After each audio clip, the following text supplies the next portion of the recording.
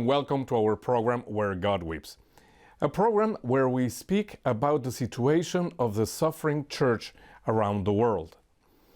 The sparsely populated West African state of Mauritania has been an Islamic Republic since the country gained independence in 1960. It is the only Islamic state of this kind in Africa. The fact that the population of Mauritania is almost entirely Muslim has a profound impact on everyday life in the country. Islam is the country's state religion, and citizenship is reserved for Muslims. Renunciation of Islam carries the death penalty. It is significant that religious freedom is not mentioned in the Constitution. To know more about the situation of the very small Christian population in Mauritania, it is my honor to welcome to our program His Excellency Martin Albert Happe, Bishop of Mauritania. Your Excellency, welcome to our program. Thank you.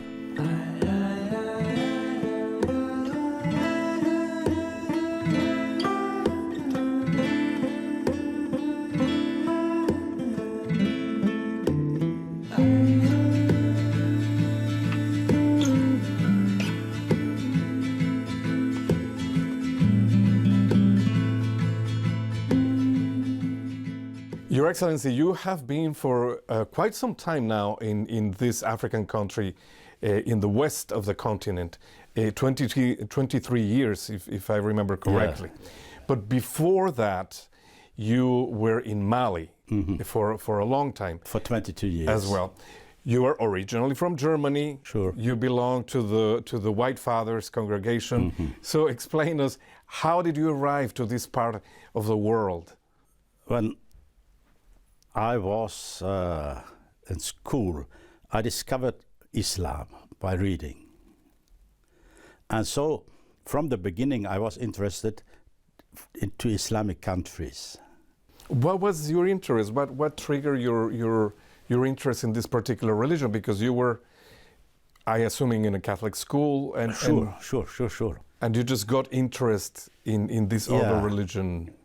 Well, I think it was. I've been in the school of the White Fathers from 57, and we got visitors from different countries, and I was impressed by the visit of the Bishop of the Sahara from Algeria, Monsieur Mercier, and this led me to read about Muslims, about Islam, about these countries, and from the beginning I asked to be first in Northern Africa, and then they asked me to go to Western Africa, to the north of Mali.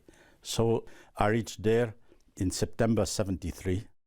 From the very beginning I was immersed in an Islamic reality, because I was sent to the Fulani. They're 100% Muslims as well, nomads. I spent with them 5 years, and then came to be a vicar in Mopti, and after that I was for 5 years a parish priest in Gao in the north of Mali. Also a 100% Islamic situation. There were about, let's say, under 50 and 100 Catholics. That's all. Very, very small community. Yeah. Now, the obvious question, Your Excellency, here is, what does a Catholic bishop do with such a small population? What kind of pastoral work can you carry? What kind of social work, charitable work? Pope Benedict, when I met him the first time, he put the same question. And I asked him to put his question in another way. I asked him, don't ask me what is our work we do, but ask me, please, what is our mission? Significant difference. And he smiled and said, what is your mission there? And I said, it's the same as the church, the mission all over the world. Christ, by his incarnation, was a manifestation of the love of God for everybody, for each human being, without any difference. And this is our vocation. To witness to this. To make present the love of God there where we are. And I'm telling this, the newcomers every year. In Nouakchott, for instance, it's about a third of the Catholic population changing every year. And the missionary Sunday in October, I tell them, you are the missionaries here. And your mission is to make understand the people around you that God loves them. Well, it's by social work, it's by just going to meet them, it's by teaching, but we have so many ways to do that. But the most important is to contact, because as we are very few, most of the Mauritanian people had never the opportunity to even say hello to a Christian. So I tell the people, please, there where you live, where you work, it's your mission to go to meet them. They won't ask to meet you. You have got to meet them. And to witness the love of God to them. God will show you the way. Now, the Catholics, all of them basically in Mauritania that you attend to, they're foreigners. Sure, but there are some of them who are born in Mauritania. There's a few families as the third generation now. Others are coming for a few days, for a few weeks. So the first difficulty is to make a community of all these. And everybody is astonished to see how we do have a living church, happy to be there and together. We have our main Eucharistic celebration on Sunday at 10 o'clock. At 9 already you have the children there, running about, meeting. And well, normally on Sunday I have lunch with the priest of the parish, and when I leave about 2 p.m., there are still people around.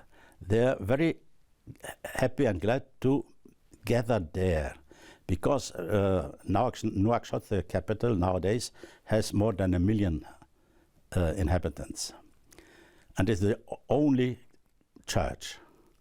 So they come from far away to meet. It is important to them to meet, to be together. Of course, it's where they find their identity as a community. Sure. Now, Your Excellency, can you describe for us Mauritania? How is the continent like? Mauritania is a desert country. In 1960, when Mauritania became independent, let's say about 95% of the population were nomads, pastors with their cattle. They were moving through around the territory, going for the pastures and to feed the cattle. Nouakchott was founded by the first President Mokhtar Dada, and well, they estimated it never would be more than 30,000 inhabitants, and now there are more than 1 million. This is due to the fact of the climate, the evolution of the climate. It's very difficult nowadays to be a nomad and to live from your cattle. So this is another difficulty, and especially for the women. They come to the country, to the capital. They didn't learn anything. They were used to have their goats, their cows, their camels, to have milk for their children and so on. And often, due to the problems, the men leave them alone. So they are there with 3, 4, 5 children. And there is quite an opportunity for our sisters, religious sisters, to teach them some skills to earn their life, to earn their lives for themselves and for the children. Otherwise, to improve their family life. Even though they are not necessarily Christians. They are not Christians. They are not Christians. But if there is not this assistance, plenty of them will go to prostitution. They didn't learn anything. So that's why this help of the sisters is so relevant for them. Sure, but there's another fact. There's a really solidarity about Mauritanians is very, very developed. Otherwise, most of them would starve. That's very common in desert societies, right? Sure. That solidarity between them. Your Excellency, you had the experience of living in Mali, but a few years ago. And now it has become, we could say, a hub for some of the fundamentalist jihadists. And it has become a threat to the whole region. Sure. in Africa. Do you see this influence in Mauritania? Sure, we do. There were at least 150,000 refugees from the north of Mali in camps in Mauritania. Nowadays there are about 40,000. And among them, I'm sure there were some of these terrorists as well. But the Mauritanian government is very aware about this situation. They say we are an Islamic Republic, we are not an Islamistic Republic. That's an interesting differentiation, Your Excellency. Why? What would be the difference between one and another? Islamic Republic would say they are religious people. Islamistic Republic will say this is a politic. Mm-hmm. And they don't want that. They're very, very careful about it. Otherwise, we would have the same situation as we have in the north of Mali, as we have nowadays in parts of Burkina Faso. That's right. Also in the northern part of Nigeria. Nigeria. And in Niger also. Yeah. And in general, Your Excellency, how are the relationships between this very small Catholic Christian community and the Muslim society? Is there some kind of hostility or it's a good relationship between them? Not at all. For instance, since 3 years we do have a missionary society from India, from Goa, the Pillar Fathers in Mauritania. And when their Superior General arrived for the first time at the visa office, they were putting him a lot of questions. And after a while, and where do you intend to stay? He said, at the bishop's house. Why didn't you say that this in the first place? Because what, staying with you was a guarantee that? Yeah, we don't have any problem. Mm-hmm. While we are traveling, for instance, if you say, I'm the bishop, I'm a priest or a nun, you're no longer controlled. It's mm-hmm. over. And the Caritas as well. Caritas has a very, very good reputation in the country. I wanted to ask you about that, Your Excellency. What kind of work Caritas is doing in the country? In the capital, Caritas is doing healthcare for suburbs, for slums. They have clinics? A big clinic and small ones. And the social work in the prison, civil prison, the biggest prison. First we had some difficulties with that, and now 2 years ago now, the Mauritanian administration asked us to do it in all the prisons of the country. We are not able to do that, we are too small. We do have a formation center for former street boys and youth coming from the prison. We have a formation center for them. Most of them don't even know to write and to read, so it takes 5 years to get them the qualification. In the beginning, it was very difficult. Nowadays, these youngsters are demanded. People trust them. They're good. Have good formation. Have a good character. So this sort of thing we're doing. And these are young men that were in prison. Some of them, other were street boys, and they're girls as well now. In the beginning it was just with them. Now there's almost 50% girls of them. But they all are coming from poor situation, poor from the slums area, whether they have never been to school or they have been to school for 1 or 2 years. And we managed to get them a good formation. And well, this is a little bit we are doing in a social animation as well in a slum area. And this work is carried mostly by religious sisters? And most of them are Mauritanians, so Muslims. Oh, interesting. So the employees are Mauritanians? Yeah.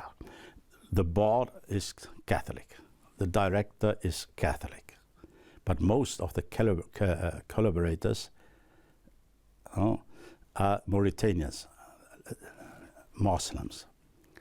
And they are very proud to say, I belong to the Caritas, because Caritas has a very good reputation in the country. And this is Caritas.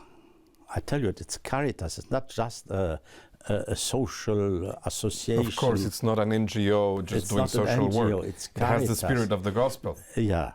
We had an evaluation from Rome last year, and they were very astonished to see the spirit in this Caritas. We have some of our collaborators for more than 20 years. Now. And they work with the organization. Yeah. So this is what we do in the capital. In Nouadhibou, we have a problem with the migrants. Nouadhibou used to be point of departure for migrants to the Canarian Islands. Now Frontex is there; they can't go anywhere, but they are still arriving.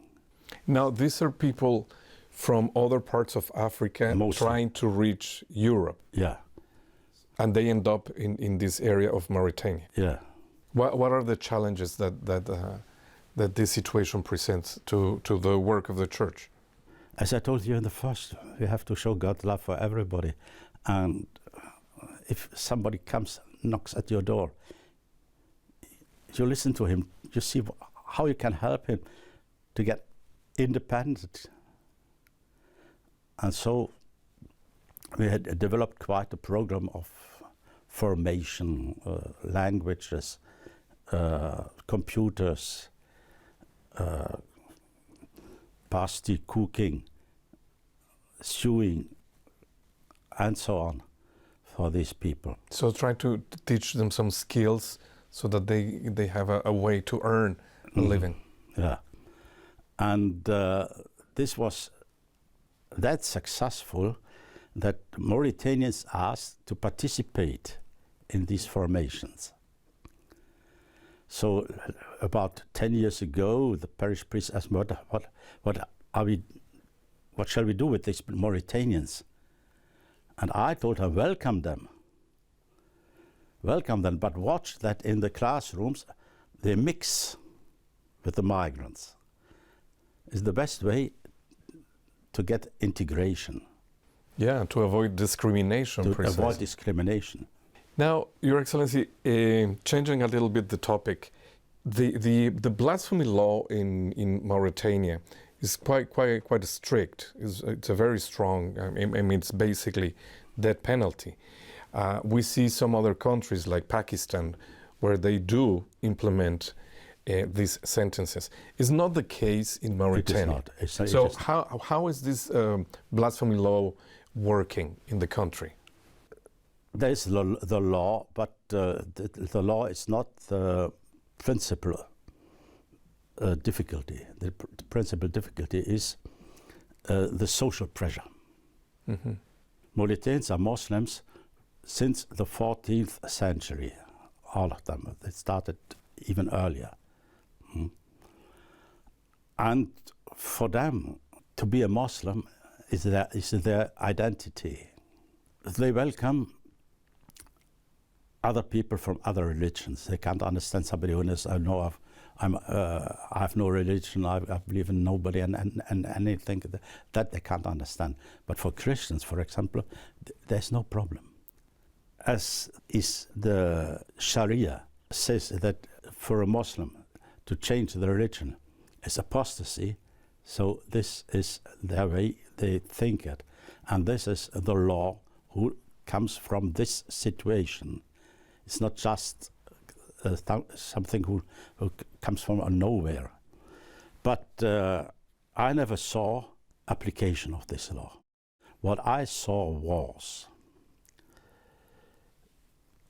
there was an American Protestant pastor, very proselytic about Muslims. He baptized some, I don't know how many, Mauritanians. And he was killed. Mm. Well, and the Mauritanian administration didn't do any investigation to find out who did it and why. But they would not kill the Mauritanians. So he was not killed by the government? He was not. But the government didn't do anything to find out what happened. So we can say that even though there is the concept of religious freedom as we understand it in Western societies, it is not an imposition and it's not oppressive for other religions? We don't have any difficulty to do our celebrations and or other social activities. The only thing we are not allowed to do is to try to convert Mauritanian Muslims to Christianity. This is a no-go. You can't do that. But otherwise, as I told you, the Catholic Church is very respected in the country. The bishop is respected in the country, and it happened more than once to me that I was introduced by Mauritanians, our Bishop Martin. They called you their bishop. Yeah. That's very meaningful. So with such a small Catholic community, Your Excellency, but with such a vast work in the whole of the society, what would you say are your main needs? The main needs nowadays are, when I came in '95, all the priests were French. I was the only one who was not French. Because this was a French colony for many years. And even about the sisters, most of them came from the northern countries, from Europe, from the States, from Canada. Due to the evolution in these countries, I had to look to get other missionaries from elsewhere, from Africa, from India, and so on. They're doing a very, very good job. I'm proud about this. We are one family, coming from everywhere, but one family. I'm very proud about this. But these people don't have any background to finance them, as it used to be in earlier times. Right, because they came from countries, wealthy countries. Yeah, and I'm not very generous. I pay them about 250 euros a month.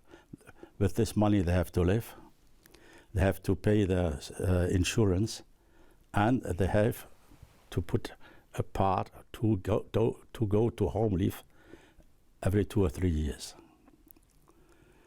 But even to find this money is very, very, very difficult. Because the help we got from other associations from Europe is decreasing. So this is my first point. So you really depend on the international assistance for everything. For personal, we don't have any. And for the funding, the Christians in Nouakchott they're about in the Sunday congregations. There are I would say there are between 300 and 500. They're very generous. So for the Nouakchott parish, for the ordinary, I don't need any help. But for all the rest, depends for everything, they come to the bishop. And you have to find the ways to provide for them. Yeah, but I'm lucky. I'm a friend of St. Joseph. That's always a good influence. St. Joseph is my birth. Great.